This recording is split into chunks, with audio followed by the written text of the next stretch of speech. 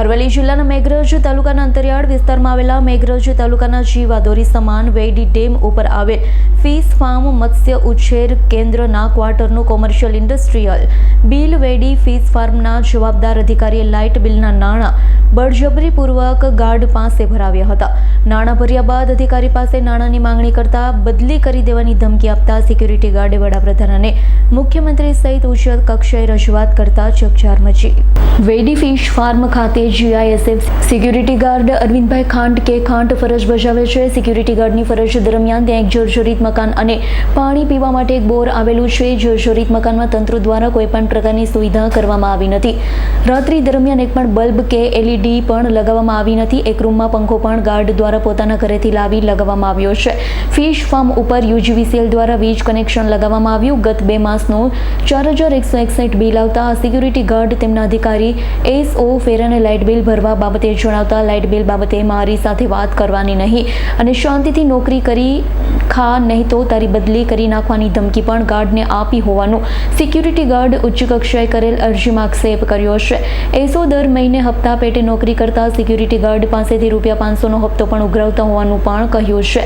વેડી fish farm ઉપરથી રાત્રિ દરમિયાન કોઈપણ પ્રકારના લાઇટની વ્યવસ્થા નથી. 24 જેટલા લોખંડના વીજ પોલ ઊભા છે. એક પણ લાઇટના થાંભલા ઉપર બલ્બ કે લાઇટ લાગેલી નથી. અન્ય સુવિધાઓનો પણ અભાવ જોવા મળ્યો છે. ફિશ ફાર્મ ઉપર વિઝિટ બુક કે કોઈપણ પ્રકારના રજિસ્ટરનો પણ અભાવ જોવા મળ્યો છે. રજિસ્ટરો તમામ અધિકારીઓ પોતાના ઘરે સંતાડી રાખતા હોવાનું પણ ઉચ્ચ કક્ષાએ કરેલ અરજીમાં જણાવવામાં આવ્યું છે. ઉચ્ચ અધિકારી દ્વારા વેડી ફિશ ફાર્મની તાકીદે મુલાકાત લઈ ફિશ ફાર્મ ઉપર આચરવામાં આવતી ગંભીર બેદરકારી અને વ્યવસ્થાના અભાવની તાકીદે તપાસ કરવામાં આવે. પોતાના પરિવાર સાથે ન ચીકરે નોકરી કરતા સિક્યુરિટી ગાર્ડને ખોટી રીતે હેરાન કરી બદલી ન કરવામાં આવે તેવું પણ પરિવારજનોએ જણાવ્યું છે. બદલી કરવામાં આવશે તો બાળકોના અભ્યાસ ઉપર વિપરીત અસર પડશે. તેમના પરિવારમાં વૃદ્ધ માતા એકલા હોવાથી તેમની દેખરેખ રાખી શકશે નહીં. આર્થિક નુકસાન ભોગવવાનો વારો આવી શકે છે. તેમાં સિક્યુરિટી ગાર્ડની બદલી ન કરવામાં આવે તેવી અરજ પણ ઉચ્ચ કક્ષાએ કરેલી અરજીમાં કરવામાં આવેલી છે.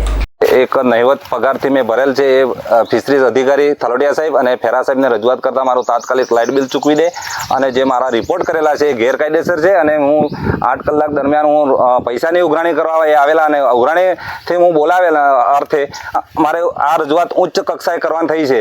માન્ય મુખ્યમંત્રીશ્રીને રજૂઆત કરી રહ્યો છું અને પ્રાઇમ મિનિસ્ટર મત્સ્ય ઉદ્યોગ નરેન્દ્ર મોદી સાહેબને પણ હું રજૂઆત કરું છું.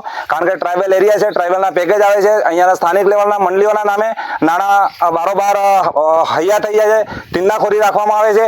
આ વિસ્તારના રાત્રે આ ડેમ ઉપર આજુબાજુમાં 3 મર્ડર થઈ ગયેલા છે. એક લેડીઝનું પણ અમારા લાભાર્થીનું મર્ડર થઈ ગયું છે અને અમે પતિ પત્ની રોકાઈએ છીએ ત્યારે અહીંયા કંઈ CCTV લેમ્પ કે કોઈ લાઇટની સુવિધા નથી. અત્યારે હાલ અમે વારંવાર રજૂઆત કરીએ છીએ, પારાવાર રજૂઆત કરીએ છીએ.